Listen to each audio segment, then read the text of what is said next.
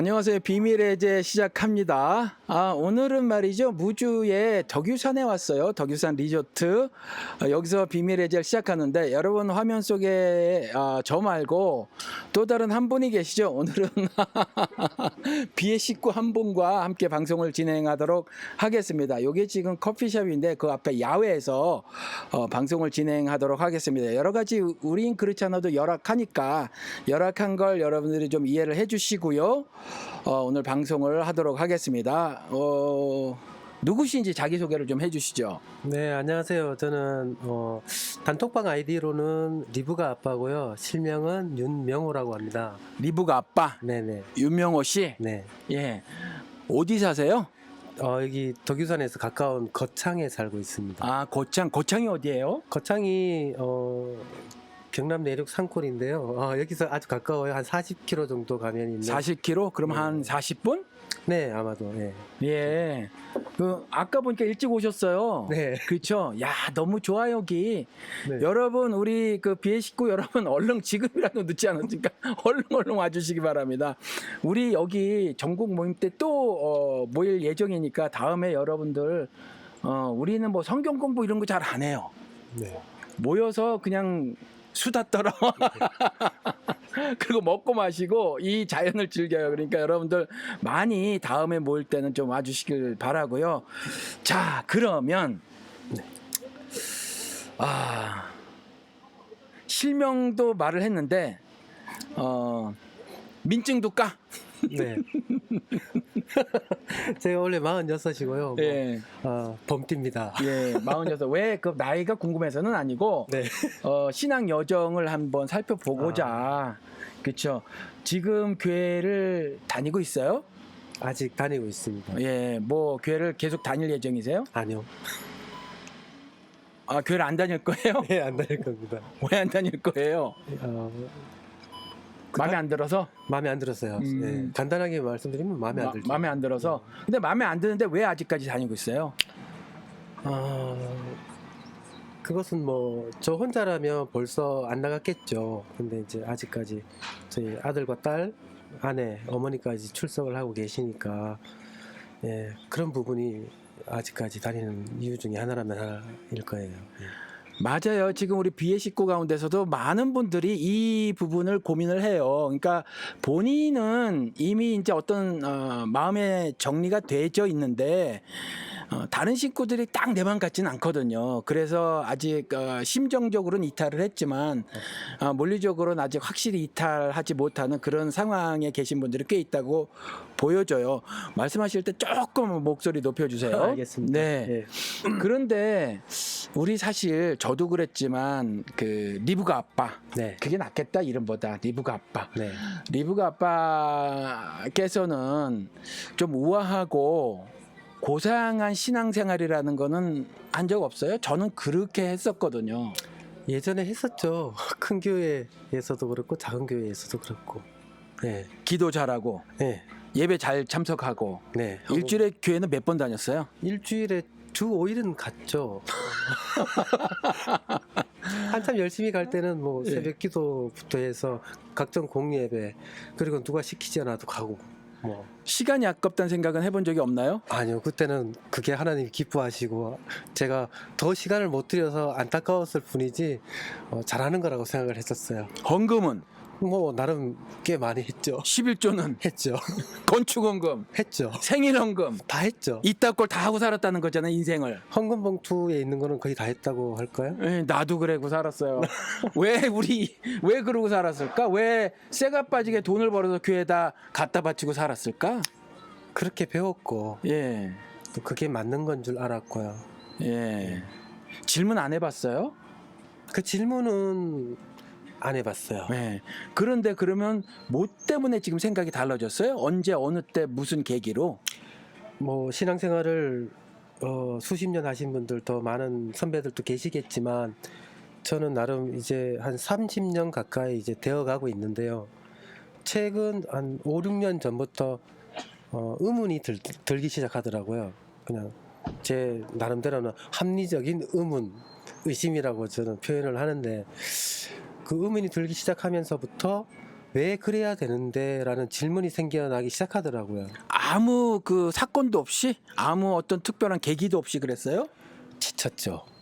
그 아, 생활이. 그 교회 생활이 지쳐서. 네. 아니 그 전에는 재미가 있었을 텐데 왜 갑자기 그 어떤 교회 생활하는 것이 피곤하다, 나에게 이렇게 나를 지치게 하는가라는 생각을 왜 했어요? 이전엔 재밌었을 텐데. 그게 예, 똑같은 삶이었을 거 예, 아니에요. 계속 똑같은 삶이고 정말 말씀으로서는 예수님께서 직접 말씀하셨 진리를 알지 진리가 너희를 자유케 하리라 하셨는데 제가 예수님이 진리고 그 진리이신 예수님 내가 믿고 있는데 왜 저는 점점 자유하지 못하고 오히려 더 많은 삶의 신앙의 무게가 어깨를 짓누르는지 해결되어지지 않더라고요. 오히려 자유가 아니라 더 억압받고 그 부담이 가중되어진다고 할까요? 그런 느낌이랄까요? 그래서 성경에서 말하는 거랑 교회 생활이랑 왜 이렇게 언밸런스한지 이거에 대한 의문이 생겼다는 거죠. 살면서. 예. 나 같은 경우는 그 미국에 이민을 가서 네. 뭐 이리저리 살다가 뭐 사는 게 이게 뭘까라는 그 질문이 생겼어요. 저 안에서. 네. 그러니까 삶의 현장 속에서 어떤 그 환경이 내게 그 질문을 던진 거는 마찬가지거든요. 그런데 그냥 지금까지 교회 생활이라는 걸 잘 하다가 어제와 같은 삶을 살았는데 갑자기 그런 생각이 들었던 거예요. 어떤 특별한 어떤 계기 같은 건 없었나요, 혹시? 계기라고 하면은 특별한 계기라기보다는 그게 이제 세월이 흐르면서 조금씩 그게 커져 왔던 것 같아요. 그런 의문이 작은 어떤 의문을 갖고 있다가 신앙생활을 하면서 뭐 설교를 듣고 교회 출석을 열심히 하고 헌금 생활이나 여러 가지 기도 생활을 했음에도 불구하고 그때 그 순간만 어떤 뭐 마음의 평안이나 만족만 있었을 뿐이지 근본적으로 이 갈증이라 그럴까요? 이게 시원한 정말 그런 생수를 마시고 내가 그 생수가 시원하게 내 속을 이렇게 씻어내어 주고 갈증을 충족시켜 주는 어떤 그런 느낌은 없었던 거죠. 그런 답답함. 그러니까 교회를 무지하게 열심히 다녔는데 이전에는 이런저런 재미도 있었어요. 나름 의미도 있다고 생각을 하고 가치도 있다고 생각을 했는데 어느 순간 이제 아니라는 거죠. 지치고 네. 힘들고 네. 그랬어요. 그런데 그러면 지금까지 살면서 그런 생각이 들면 여러 사람들의 생각도 좀 살펴보고 하고 싶었던 생각은 안 들었어요, 혹시?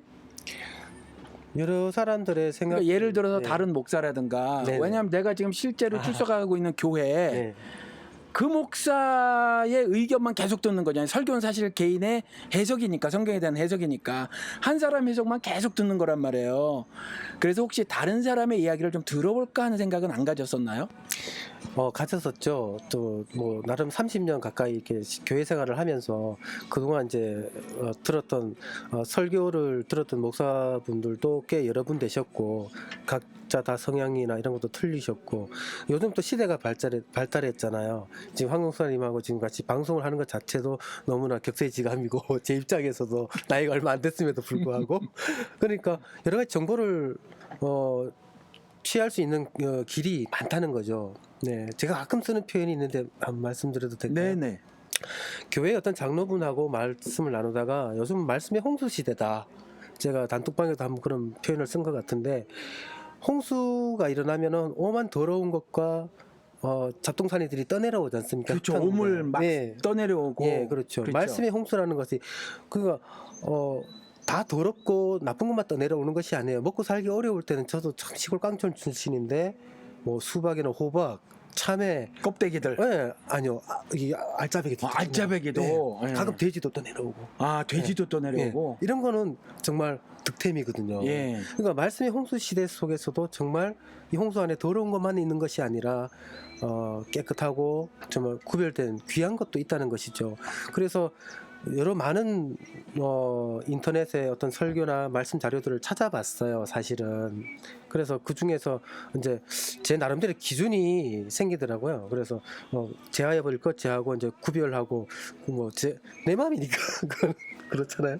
예, 그렇게 해서 나름대로 제가 갖고 있던 의문에 대한 어떤 그런 해결책이나 아니면 방향을 제시해주는 그런 분들의 글이나 아니면 설교 자료 이런 것들에 대해서 좀 많이 스스로 찾아봤죠. 교회에서는 네. 안 가르쳐 주니까. 네. 그 중에 기억나시는 분이나 네. 글이 혹시 있어요? 기억나는 네 물론 있죠. 뭐 말씀을 드려야 되나요? 네, 뭐 안 하셔도 되고 네. 기억나시는 분이 있으면. 특별히 뭐 인터넷에 실명을 밝혀도 될려나 모르겠는데 그냥 뭐 인터넷에서 어떤 분, 네. 뭐 목사님이든지 네. 선교사님이든지. 네. 그분들의 글을 또 그분들의 이제 설교를 다 동의하는 것은 아닙니다. 네. 제가 한국사님의 그 말씀이나 이런 방송 자료들도 100% 동의하는 건 아니잖아요. 네. 근데 뭐 굳이 따져보면 사실 제일 처음에 접했던 분은 그 출판사 하시는 분이에요. 샘물결 플러스라고. 김요한 목사. 네. 그분이 이제 페이북에 이제 기고하는 글들을 읽고 많은 이제 공감을 했어요. 근데 그분의 어떤 뭐 오순절 계통에 대한 어떤 의식이나 성향은 제가 동조하진 않아요. 네, 그런 동의도 안 하는 부분도 많은데 많은 일단 눈을 뜨게 해줬다 할까요? 그리고 사실 박정수 목사라는 분도 계세요. 크로스포인트 네. 선교회 그분.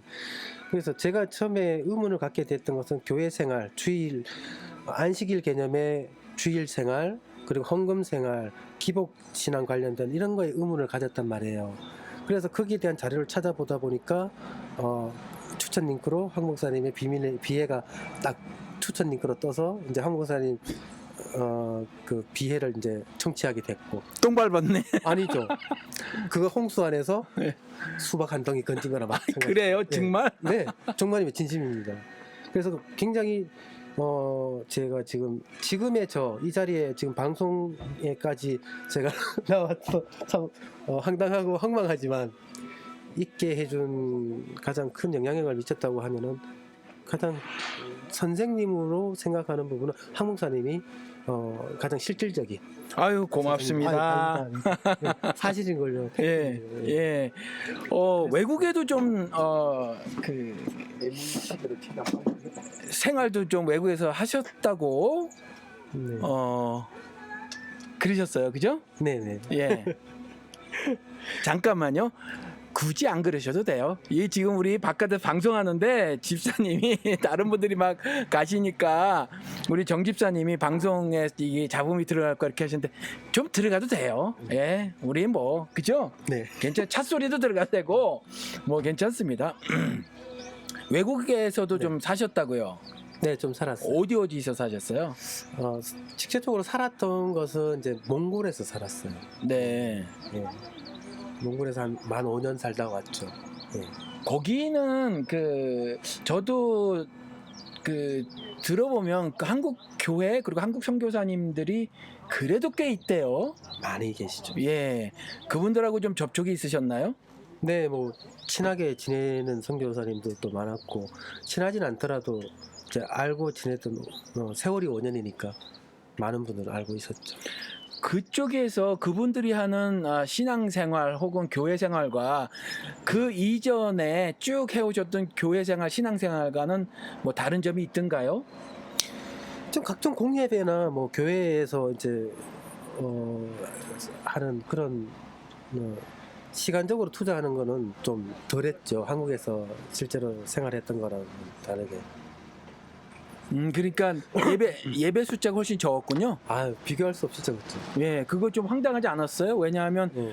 저도 그랬지만 공예배 가장 많이 참석하고 그런 게 신앙 좋은 거였잖아요. 네. 근데 황당하지 않던가요? 처음에는 뭔가 해야 될 걸 안 하는 것 같은 그런 좀 허전함도 사실은 없지 않아 있었어요. 그 허전함이 지속됐어요? 아니면 어느 날 그 허전함이 해소되던가요? 사람이 자기를 합리화시킨다고 한다고 표현들 하잖아요.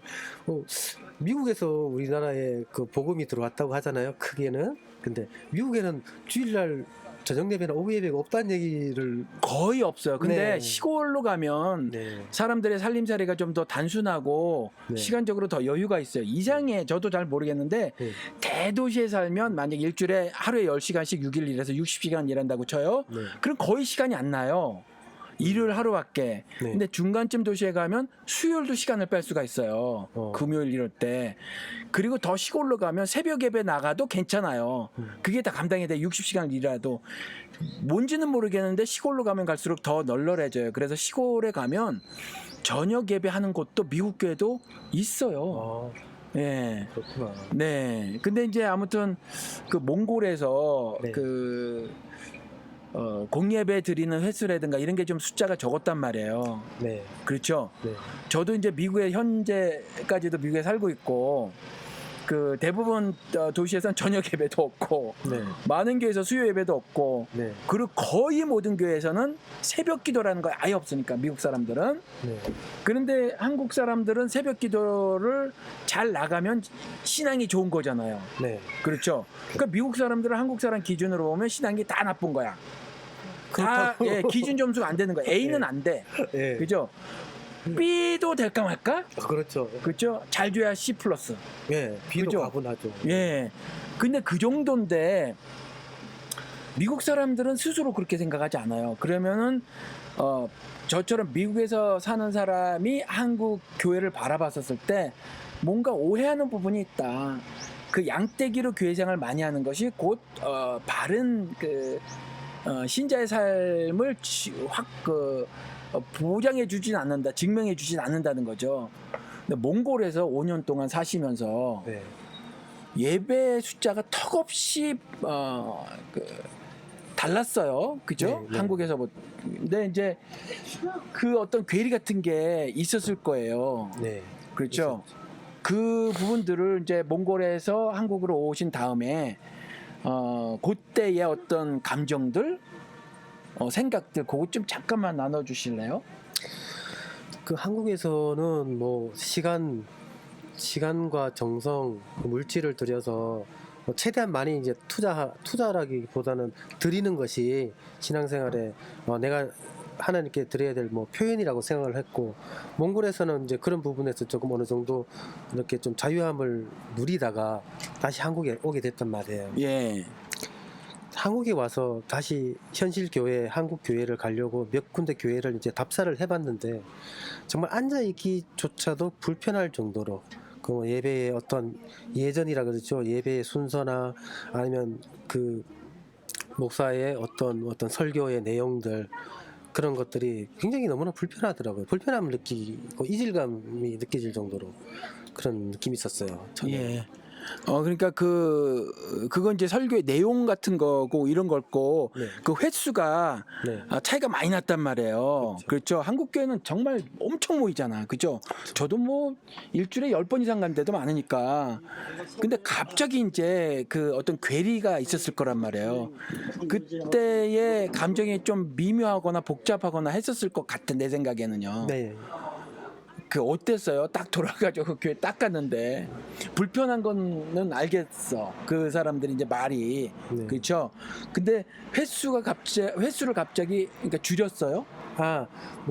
한국에서는 많았다가 몽골에서는 줄였죠. 네. 그리고 다시 한국에 오니까 횟수가 많더라고요. 도로 누르셨구나 그러면. 예, 그래서 근데 그렇다고 해서 제가 뭐 거기 따라가진 않았어요. 네, 왜냐하면 저는 뭐 교회 생활이 꼭 그런 시간을 투자해야만 누구한테 보여주려고 하는 게 아니고 하나님이 원하시는 것이 그런 시간적인 양떼기는 아니라는 것을 그 전부터 이렇게 나름대로 생각이 정리가 되어 있었기 때문에. 그래요? 근데 네. 그때는 그래도 양떼기로 하시진 않았나요? 네, 한국에 다시 돌아와서는 3년 됐는데요. 양떼기로는 하지 않았어요. 그러셨구나. 그러니까 마음이 불편하진 않으셨어요. 그 횟수 갖고는. 네네, 횟수 갖고 붙죠. 그러셨구나. 저는 횟수 갖고도 불편했었는데. 아니, 그러니까 원래 새벽잠이 없는 사람이어서 새벽 예배라는 걸 그렇게 다녔어요. 네.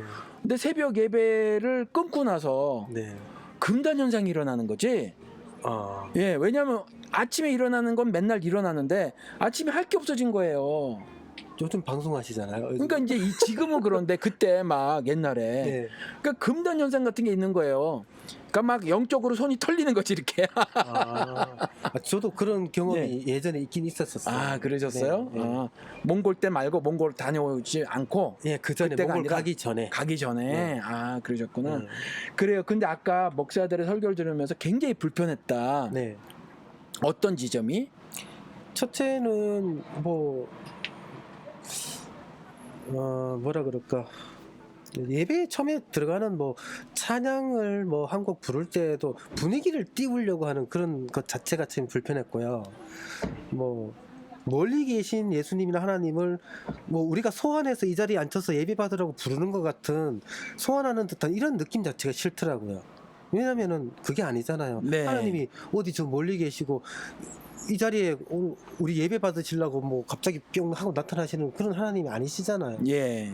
그런 그 예배를 시작하는 분위기를 그렇게 유도를 하고, 성경 본문 말씀을 강해 쪽으로 이렇게 하는 듯 하다가 기승전 그 복팔이에요. 네, 마지막 꼭 복팔이에요. 예.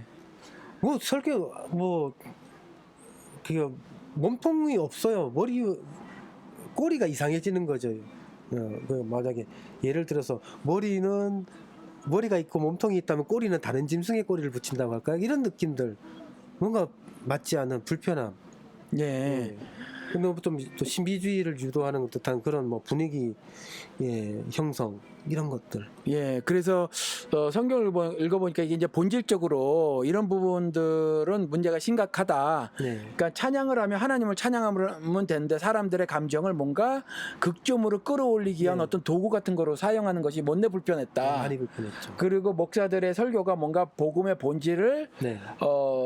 좀 파헤쳐서 하늘의 섭리를 깨닫게 하려고 하기보다는 뭔가 끝에 가서 그냥 우리 일신상의 세속적인 복을 받으라 하는 것 같은 내용들로 계속 이어졌다. 그렇죠. 이게 뭔데 불편했다는 거죠. 그렇죠. 한국사님께서도 말씀하셨다시피 인물 설교, 상황 설교를 하는 거예요. 그 성경의 기록을 가지고 그거를 보편화, 일반화 시키면 안 되는데, 이 사람이 이렇게 했기 때문에 우리도 그 사람을 본받아서 이렇게 하면 복을 받을 것이다. 이걸로 기결이 되니까 모든 것이, 그거는 그냥 기록이잖아요. 어떻게 보면 거기서 교훈만 우리가 얻어내고 그 안에서 예수 그리스도 그림자로 비춰진 예수 그리스도를 찾아내면 되잖아요. 하나님이 이 사건을 가지고, 이 인물을 가지고 뭘 우리한테 깨닫게 하시고자 하는 그거를 찾아내면 된다고 저는 보거든요. 네. 그리스도를 발견해야 되는데 그렇죠. 뭘 느껴야 되고 그걸 본받아야 되고 뭘 해야 된대요. 예. 네. 뭐 예를 들어서 뭐라 그러던가요? 생각나는 대로. 그러니까 저 같은 경우는 옛날에 그 아브라함의 순종 그래가지고 무조건 순종하게 만드는데 결국 목사에게 순종이야. 네. 그러니까 그렇게 일차적인 사유를 해서 결국 비비고 와서 그 다 자기 사람들, 자기 부하 직원을 만들려고 하는 것 같은 느낌을 언젠가 받았거든요. 이런 예들 생각나는 게 있어요, 혹시? 복파리를 한다거나 뭐 아무튼 어떤 경우라도. 그 아브라함 대표적인 게 항상 그 뭐 사골 좀 우려 먹는 것이 아브라함이잖아요. 예. 아브라함이고 거기 또 야곱에 대한 이야기들, 요셉에 대한 이야기들, 이것도 주로 주된 그 내용들을 이루고 있고요. 뭐 하나님께 순종하고 또 하나님의 믿음을 지키면 이런 뭐 아브라함이 거부가 됐고 야곱도 거부가 됐고 요셉은 총리가 됐고 이런 것들로 기계를 시키는 거죠. 신앙생활을 열심히 하면 하나님께 충성을 하며 이런 식으로 세상적으로도 성공하고 물질적으로도 복을 받는다라는 거, 이게 그냥 핵심이고, 나머지는 그 안에서 예수님의 뭐 모형이다, 뭐 예수님의 그림자다, 뭐 예수님을 예표하고 있다, 이런 가르침은 제가 들어본 적이 없는 것 같아요. 예. 그런 것들. 예, 그래서 이제 뭐 이런 목사님 저런 선교사님들의 글과 또 그 말과 이런 네. 것들을 듣고 하다가 또 링크가 걸려가지고 저를 만나게 되셨어요. 네, 유튜브가 그래- 아주 똑똑해요. 그래서 이제 오늘에 이르셨단 말이에요. 네, 네. 근데 이제 오늘은 그러면 오늘 한번 얘기를 해보시자고요. 네. 그리스도께서 진리가 너희를 자유케 하리라 그랬어요. 근데 그 진리를 그리스도께서 뭐라 그랬냐면 내가 진리라고 그랬단 말이죠. 네네. 내가 곧 진리다. 그럼 네. 예수께서 우리를 자유케 하리라 그랬어요. 자유하세요? 지금은 많이 자유하죠. 뭐로부터 자유? 일단 그는 종교적으로 해왔던 행위들, 형식들, 시간, 물질, 이런 것들에 대해서 자유를 하죠. 음, 그게 멍해였죠. 예, 그게 멍해였죠. 네. 어떤 종교 생활로부터 자유. 네. 그렇죠. 그러면 그거보다 조금 더 확산해서 혹시 생각을 해본 적은 없나요? 그러니까 내 삶의 모든 영역을 한번 생각을 해보신 적은 없나요? 해봤죠. 네. 제가 이제 삶 속에서 제 인생 가운데 앞으로 제가 살아나가야 될 이런 인생에 있어서 어떤 목적을 가지고 어떤 마음가짐으로 살아야 된다는 것을 이제 생각하게 됐죠. 그거에 대한 이제 목표가 뭐 완전히 이제 방향점을 설정을 완전히 했다고 할까요? 그런 자유함을 얻음으로 인해 가지고 다른 게 없어요. 간단하더라고요. 뭐 수십 번 읽었던 말씀인데 그렇게 귀에 마음에 생각으로 정리가 안 되고 받아들여지지 않던 말씀들도 이제는 간단하게 이게 정말 제 말씀으로 간단하게? 네, 받아들여지고 예. 제 삶의 목표가 되어지고 그러더라고요. 예. 근데 그 사실은 예수께서 말씀하신 진리가 너희를 자유케 하리라는 그 인간들이 만든 모든 법, 그걸 이제 율법이라고 하잖아요. 네. 하나님께서 모세를 통해서 주신 법이 아니라 인간들이 만든 법이에요. 근데 인간들이 만든 법 가운데서 이런 법도 있어요. 모세를 통해서 주신 그 법을 해석한 거, 그것까지 이제 인간들이 만든 법이란 말이에요. 그 법에 대하여 죽노라 바울을 통해서, 그러니까 죽어라 말이에요. 바울이 나는 날마다 죽노라, 율법에 대해 죽노라 하셨는데 네. 그 고백은 뭐냐면 너희들이 죽어라 그 말이거든요. 율법에 대하여. 그러면 사실 내가 만든 율법들이 사실 많이 있어요. 깨어 있어서 잘 살펴보지 않으면 나도 오늘날 자유한다고 하지만 내가 나를 속박하는 율법들이 사실 있을 수 있거든요. 그 율법으로부터의 자유를 좀 생각을 해보신 적이 있어요, 혹시? 금방 말씀하신 것처럼 그런 모세가 받은 율법들을 해석해서 확대해 재생산해낸 그런 것들, 또 오늘날의 교회 역사, 개신교나 뭐 가톨릭 기독교 역사 이래로 또 만들어낸 것들 있잖아요. 지금 뭐 교단법이든 뭐 총회법이든 교회법들, 그런 것들에 대해서는 뭐 말할 여지 없이 제가 자유는 해요. 하는데 제 스스로 만든 법, 신앙인이라면 이런 마음가짐, 이런 생각들을 해야 된다. 이런 행동은 금해야 되고, 이런 행동은 장려해야 되고, 내가 적극 그거를 이제 실천해내야 된다라는 것들이 나름대로 있었는데 그런 부분도 많이 내려놓은 부분들이 있어요. 사실은 뭐 기도를 꼭 많이 시간을 정해서 많이 해야 된다, 말씀을 몇 장을 읽어야 된다, 말씀을 뭐 읽어야 된다는 이런 압박감, 기도를 해야 된다는 압박감, 아니면 요즘은 또 제가 또 자유로워지려고 하는 것 중에 하나가, 마음을 내려놓는 부분 중에 하나가 이웃에 대한 구제와 봉사에 대한 그런 것들도 너무 이렇게 부담을 갖게 되면은 그것 자체도 제가 제 스스로 다시 그런 멍에를 만들어서 목에 쓰는 상황밖에 안 되더라는 것이죠. 자유롭게 내 마음이 내키는 대로 하나님께서 나한테, 성령께서 허락해 주신 그 마음의 크기만큼, 믿음의 크기만큼 이렇게 해나가면 된다는 이런 생각을 하고 있어요. 예, 사실은. 원칙적으로는 뭐 그렇게 말씀하는 것이 매우 아름다워요. 근데 구체적으로 들어갔었을 때, 아니 우리 잠깐 방송하기 전에 얘기를 했는데, 네. 그죠? 네. 지금 다니고 있는 그 교회였나 그 전 교회였나 아무튼 그 강원도에서 산불이 났어요. 아, 네. 예, 산불이 났는데 우리 이제 1차적으로 313만 원인가? 맞아요. 313만 원을 우리 같이 건물도 없는 교회에서 네. 말씀 한번 던졌는데 이미 모아둔 돈 얼마하고 즉흥적으로 모인 돈하고 했더니 313만 원을 1차적으로 이제 보냈단 말이죠. 그것도 그냥 무조건 보내면 지금은 일단 분배가 안 이루어지니까 구체적으로 가보셨으면 좋겠습니다. 그랬더니 자발적으로 누굴 지정하지도 않았는데 가셨고, 네. 가서 사진 찍어서 현재 오늘 필요한 게 뭔가를 알아서 이제 그걸 구제를 했단 말이에요. 가실 때 가야 되겠다고 했더니 또 어느 분이 따라가시고, 그리고 또 오늘이 며칠이죠? 오늘이 이따 방송은 나중에 올라가겠지만 20일이네요. 20일이에요. 그럼 어제 또 다녀왔어요. 저도요. 네, 어제도 또 다녀왔거든요. 거기에 현장에. 근데 그 후에 보니까 제가 우리 저는 미국에 살아서 그 은행 이게 없어요. 네네. 그래서 제3자 이름으로 이걸 하고 있는데 지금 아직 우리는 인터넷 온오프가 결합된 교회라고 해서 아직 이렇게 결속력이 좀 약하긴 하지만 해서 그런지 어느 한 분이 이제 은행 계좌를 열지 않는단 말이죠. 그래서 제가 제 조카 이름으로 열어서 그걸 이용을 하고 있어요. 네. 어제 은행에 들려서 확인을 해봤더니 119만 원이 또 들어왔어요. 119만 원이. 이 자한당 이것들 말이야. 강원도당 뭐 국회의원이 8명인가 그랬대요. 근데 이것들이 100만 원 냈잖아요. 한 사람당 100만 원. 아니요, 그 강원도당에서 자한당 강원도당에서 네. 100만 원을 냈대요. 근데 아무튼 특활비가 없어져서 못 냈나 봐요. 기침이 다 나와 하도 하는지 그래가지고 네.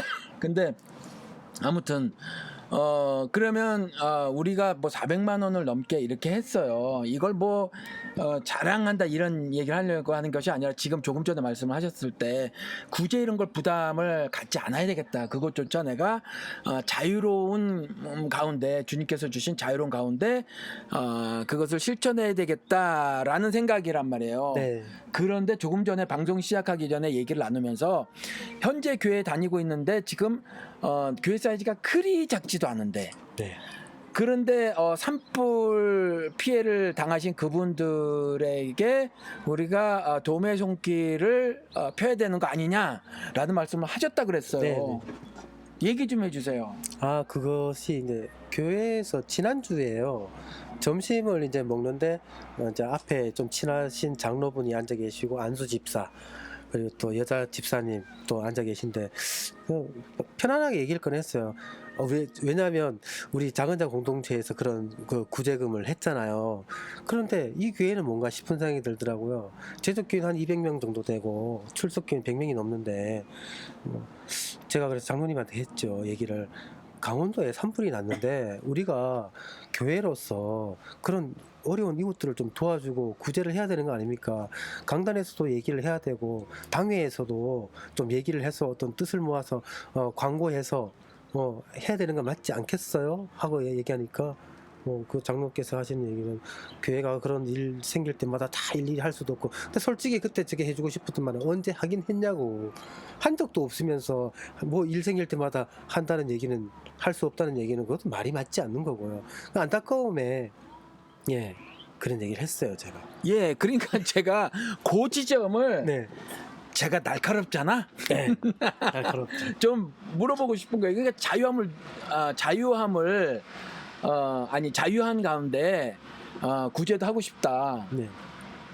안 할 수도 있는 거잖아요.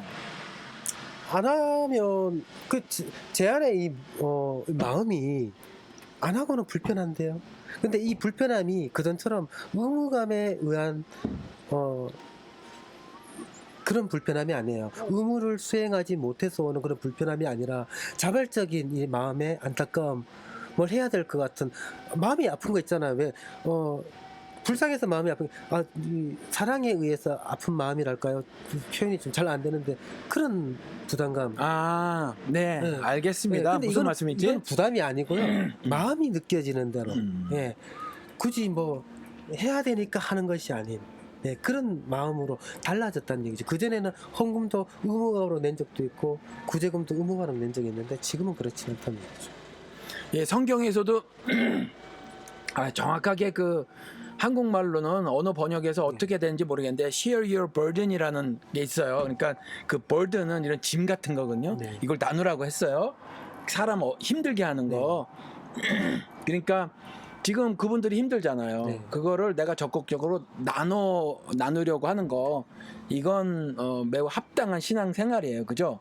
그런데 내가 조금 왜 이 질문을 드렸냐면 그 얘기도 여쭤봤냐면 우리 비해 가족이라도 작은 자 가족이라도 못하신 분이 있어요. 네.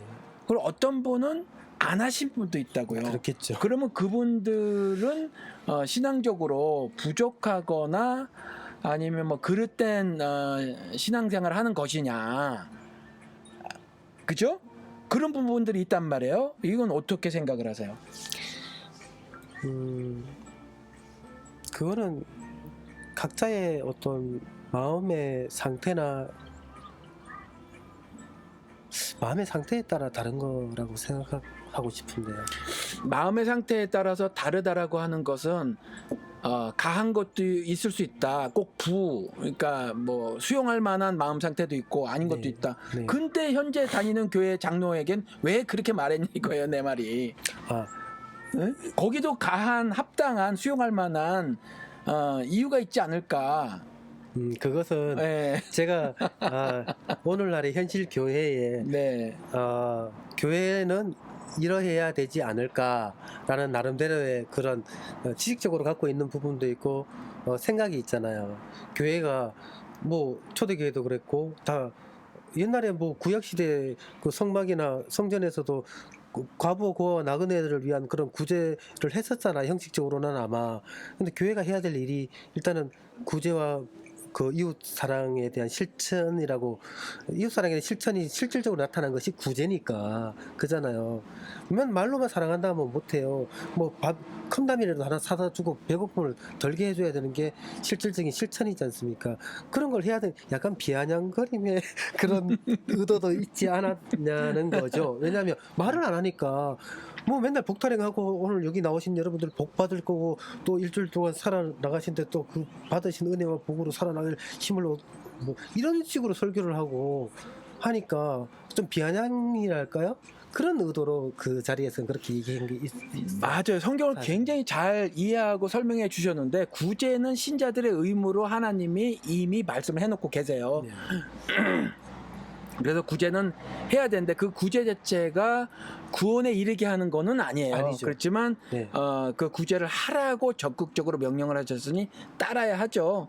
따라야 하는데 우리가 좀 문을 열어놔야 될 지점이 네. 지금 이제 다니고 있는 교회에서는 사정을 알고 있고 충분히 어느 정도의 구제가 가능함에도 불구하고 교제 차원에서 논의조차 되지 않으니까 네. 그게 이제 문제라는 거예요. 네. 근데 우리는 논의를 했고 네. 근데 이것이 지금 여러 다른 환경 속에 있는 분들이 적극적으로 참여하지 못한 부분에 있어서는 우리가 함부로 말을 하지 않아야 하지 않을까 싶어서 네네. 제가 네. 그래서 요렇게 저렇게 한번 네. 물어본 거예요. 유도신 분에 제가